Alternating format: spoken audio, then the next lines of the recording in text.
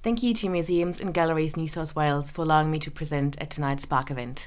Unfortunately, I can't be here with you in person, but I hope that you're having a wonderful night full of inspiring conversations. I'm speaking to you from Darug and Gandangara land in the Blue Mountains. Tonight, I will address my research on embedding environmental sustainability principles into the New South Wales arts and cultural sector. The increasing prevalence of climatic events is having devastating impacts on urban and regional areas across New South Wales, including arts and cultural organisations, their collections and their communities. As museums and galleries prepare for future disasters and to protect their collections, they are also driving the urgent discourse around climate change. This was summarised so aptly by Professor Robin Sloggett at the recent Amaga 2022 conference, Here, Us, Now. I received the Alan Sisley Memorial Fellowship, which allowed me to research ways to integrate environmental sustainability principles into organizations' strategic planning, operations, and artistic programming.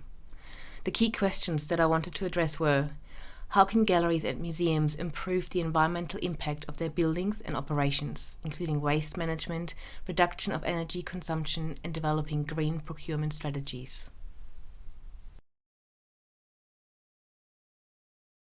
How can we engage our audiences meaningfully with issues such as climate change and create dialogues around sustainable solutions for the future?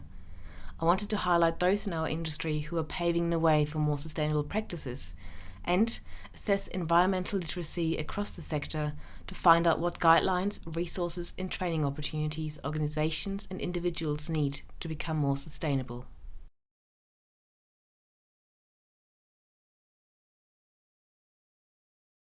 Earlier this year, I conducted a survey to evaluate current practices, challenges and aspirations to create a more environmentally conscious arts and cultural sector. Based on the survey data, I'm currently producing a report that will assist in advocating state governments and arts funding bodies to integrate environmental criteria in future funding and policy development. The survey also allowed me to pinpoint what environmental guidelines and resources the sector needs, and I'm producing an online toolkit that can be accessed by anyone for free. 105 responses were received from metropolitan, regional and remote areas across New South Wales. The survey targeted regional and public galleries, museums, cultural centres, arts festivals, regional art development organisations, industry agencies, creative and cultural practitioners, educators, arts producers, artist-run initiatives and collectives.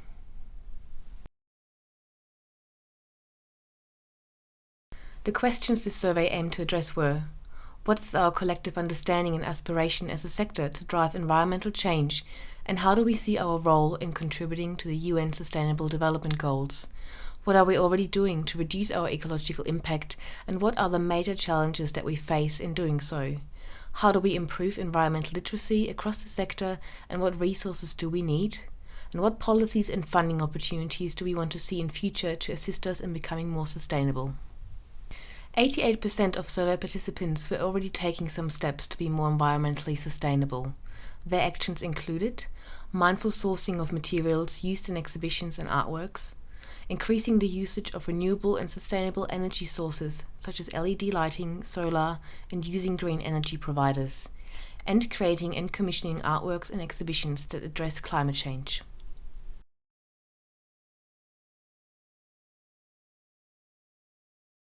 The survey revealed that the sector had a clear understanding of its contribution to environmental sustainability development. By highlighting environmental issues through creative expressions and unique perspectives, by promoting the value of traditional knowledge to sustainable practices and solutions, and by educating and creating civic engagement around climate change.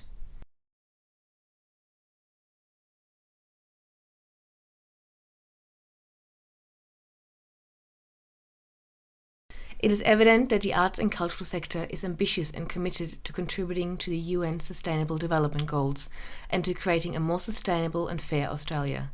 Key aspirations of survey participants were to increase programming featuring environmental and sustainability themes, to increase environmental actions within organizational operations, and to enhance the organizational reputation of being a leader in environmental sustainability.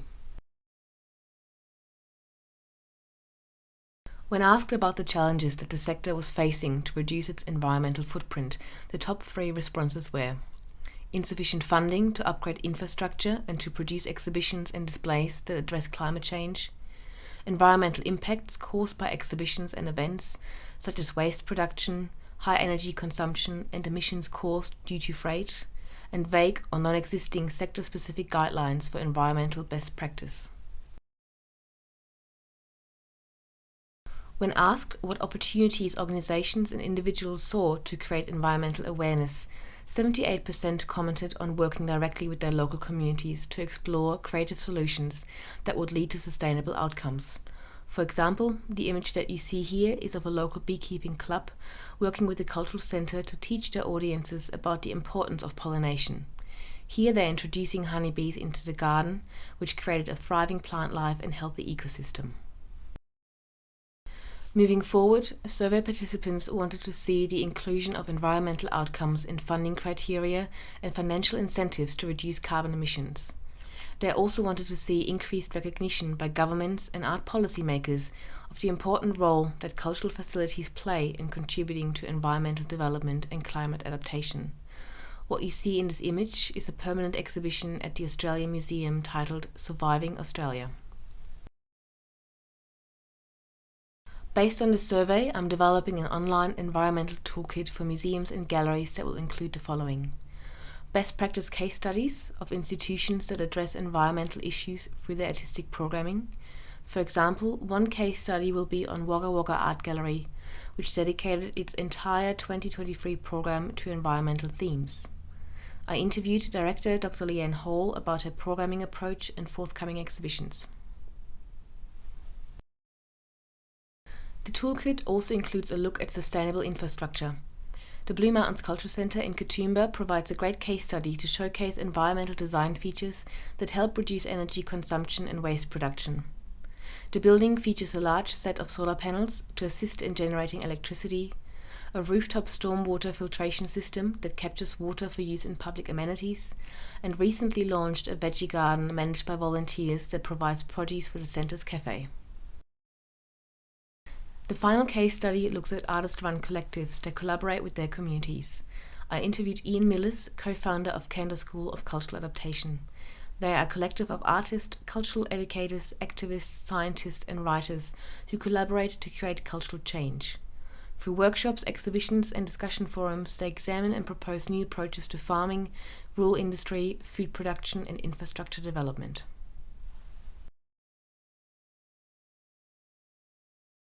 Also included in the toolkit is a material list that features a number of green alternatives that can be used in museums and galleries.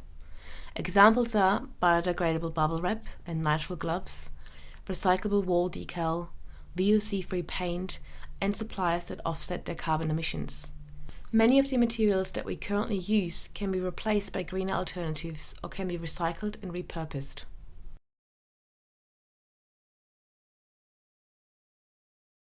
To help assist small to medium organizations, I have developed an environmental action plan template. This template provides a framework to set tangible and concrete goals, as well as achievable timelines. It can be used to assess current organizational environmental impacts and to set achievable KPIs to reduce those.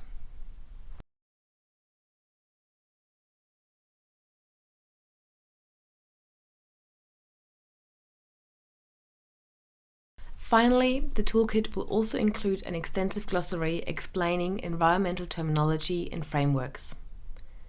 It will also feature a guide to carbon offsetting, links to online carbon calculators, and a list of carbon energy management consultants alongside a list of environmental arts projects.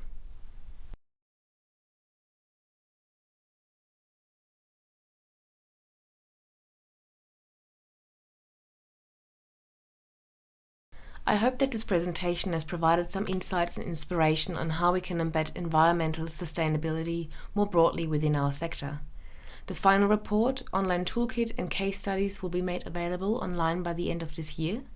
And if you're interested in receiving them or would like to share any environmental projects that you've been working on, please contact me via the details provided in the slide.